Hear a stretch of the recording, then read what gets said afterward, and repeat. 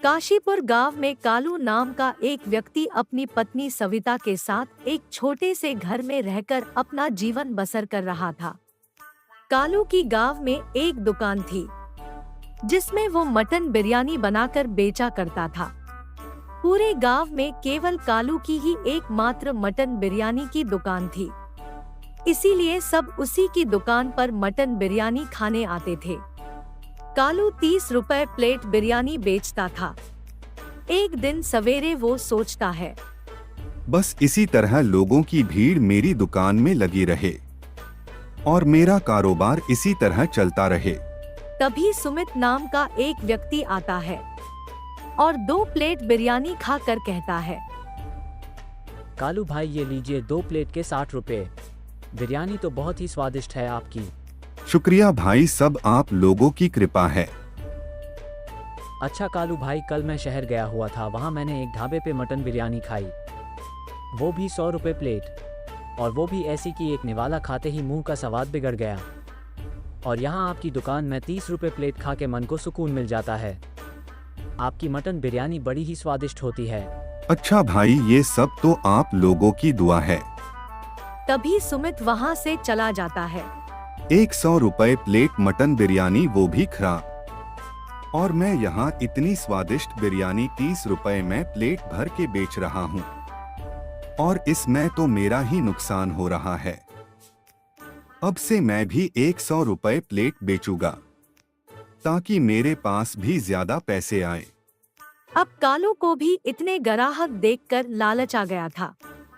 अगले दिन कालू अपनी दुकान के बाहर एक बोर्ड पर लिख देता है, मटन बिरयानी 100 रुपए प्लेट। ये देखकर गांव के लोग उसकी दुकान से वापस मुड़ने लगे और कुछ कहने लगे, अरे कालू, इतना महंगा मटन बिरयानी कौन खाएगा? क्या हुआ अकरम भाई, आज मटन बिरयानी नहीं खाओगे क्या? क्या कालू भाई, आपने बिरयानी के रेट एकदम 30 रुपए से बढ़ाकर 100 रुपए कर दिए। अरे असलम भाई, चावल मसाला और मटन के दाम 2 गुना बढ़ गए हैं, और शहर में भी मटन बिरयानी 100 रुपए प्लेट बिक रही है, तो ऐसे में मैं भी अपना नुकसान कैसे करूं? चलो ठीक है, जहां रोज की 3 प्लेट खाते थे अब से 1 ही प्लेट खाएंगे। असलम कालू की दुकान में सिर्फ 1 ही प्लेट बिरयानी खाता है। ऐसे में सारे लोग जो कालू की दुकान में 3 से 4 प्लेट खाते थे, वो अब बढ़े हुए दामों से 1 प्लेट खाने लगे। रात के समय कालू की दुकान में काफी बिरयानी बच जाती है। वो सोचता है, ऐसे तो रात भर में ये सारी बिरयानी खराब हो जानी। कालू वो बिरयानी लेकर घर चला जाता है और अपनी बीवी को पूरी बात बताता है। उसकी बीवी बोलती है, जी मैंने आपको कितनी बार बोला है कि आप लालच मत किया करो, पर आप मेरी कभी सुनते नहीं। लालच करके हमेशा नुकसान ही होता है। अब इतनी सारी बिरयानी तो खराब हो जाएगी ना। अरे इस बिरयानी को तुम ऐसे ही बर्तन में रख लो, मैं कल सुबह यही बिरयानी दुकान लेकर जाऊंगा और इस बिरयानी को मैं 50 रुपए प्लेट के हिसाब से बेचूंगा, ताकि फिर से बहुत सारे आदमी मेरी दुकान पर आए। जी बिरयानी तो कल तक बासी हो जाएगी और इसे खाकर आदमी बीमार हो सकते हैं। अरे इसे कैसे फेंक दूं, ये बिरयानी 1000 रुपए की है और तुम कहती हो इसे फेंक दो। कल सुबह इसे ताजी बिरयानी के साथ मिला के बेच दूंगा। कालू की बीवी उसे बहुत समझाती है, पर कालू नहीं मानता। अगले दिन कालू वो बिरयानी लेकर अपनी दुकान में आता है और उसी गांव में एक दुकान से थोड़ा सा मटन खरीद लाता है और बिरयानी बनाने लगता है। 50 रुपए दाम देखकर कालू की दुकान में फिर से ग्राहक आने लगते हैं। चलो कल रात की ये बासी बिरयानी भी इसमें मिला लेता हूँ ताकि किसी को शक ना हो। उसके बाद लोग जैसे ही बिरयानी खाने लगते हैं तो उनके पेट में जोरदार दर्द होने लगता है। अरे कालू भाई, अपने ये क्या खिला दिया? ये बिरयानी खा के तो मेरे पेट में दर्द होने लगा। अरे क्या मिला दिया आपने ऐसा? अरे असलम भाई, मैंने कुछ नहीं मिलाया इसमें, मैं तो रोज की तरह ही आज भी बिरयानी बनाई। अरे मेरे पेट में भी दर्द हो रहा है। मेरे भी। जितने भी लोगों ने कालू की बिरयानी खाई थी उन सब के पेट में दर्द होने लगता है। ये देखकर कालू हैरान हो जाता है। अरे बाप रे, बासी बिरयानी खाने से इन सब के पेट में दर्द होने लगा है। अरे चलो भाई यहाँ से, आज के बाद हम यहाँ कभी नहीं आएंगे। आज से कभी भी इस कालू की बिरयानी नहीं खाएंगे। चलो भाई चलो, पता नहीं कैसी बिरयानी खिला दी इस कालू ने।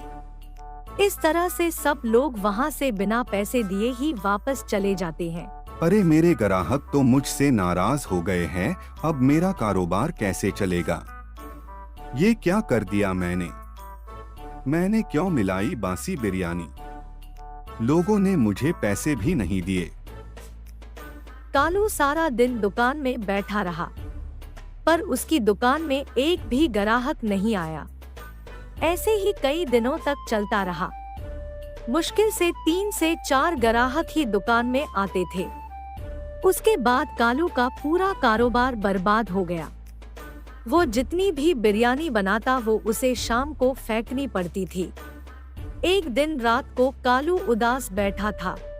मैंने आपसे पहले ही कहा था कि लालच मत करो। ना आप उस दिन बिरयानी में बासी बिरयानी मिलाते और ना ही हमारे ग्राहक कम होते। अच्छा भला कारोबार चला था, आपने सब बर्बाद कर दिया। रोज रोज इतनी सारी बिरयानी फेंकनी पड़ रही है। दुकान में गिने चुने ही ग्राहक आ रहे हैं। अब तो कल के लिए चावल और मटन खरीदने के भी पैसे नहीं। कल सुबह बिरयानी कैसे बनाऊंगा मैं?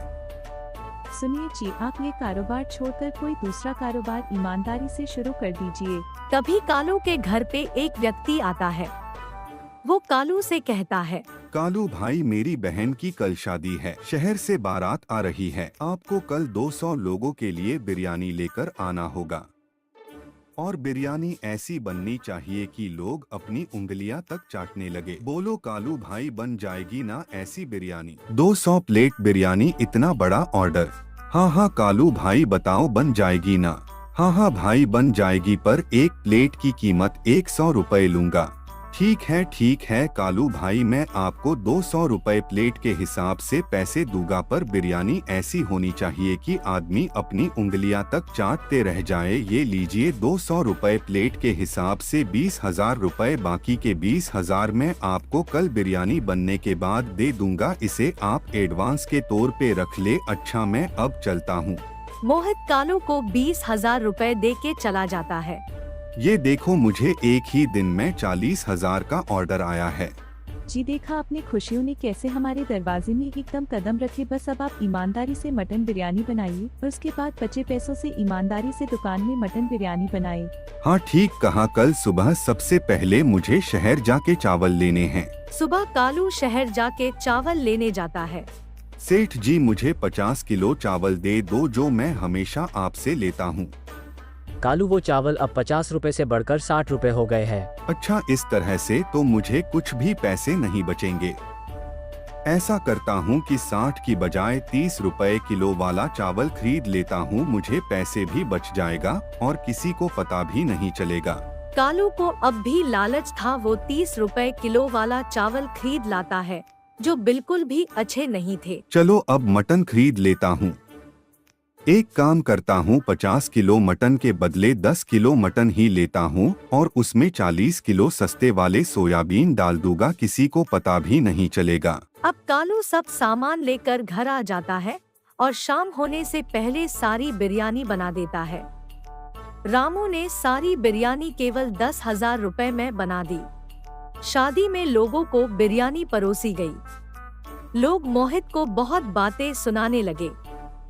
अरे ये कैसी बिरयानी बना रखी है, इसमें मटन की जगह सोयाबीन डाल रखी है। हटाओ इसे यहाँ से, हमें नहीं खानी है। अगर ऐसी सस्ती और घटिया बिरयानी ही खिलानी थी तो पहले ही कह देते, हम घर से ही खाना खा के आ जाते। सारे मेहमान खाने के बारे में मोहित को खरी खोटी सुनाते हैं।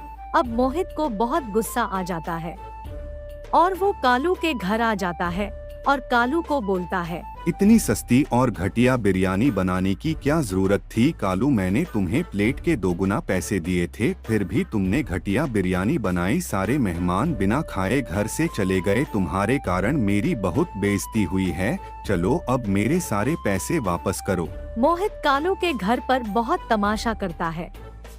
मोहित कालू से 30,000 रुपए छीन लेता है और बाकी जो 10,000 रहते थे उसके बदले वो कालू की दुकान अपने नाम पे करा लेता है और उस पर कब्जा कर लेता है। ये सब होने के बाद कालू और सविता बहुत रोते हैं। मुझे माफ कर दो, मुझे अपनी गलती का पछतावा हो गया है। अब से मैं पूरी ईमानदारी से काम करूंगा। उसके बाद रामू ने गांव में ही पेड़ के नीचे बिरयानी बेचनी शुरू की और ईमानदारी से धीरे धीरे पैसे कमाकर अपनी दुकान भी मोहित से पैसे देकर वापस ले ली।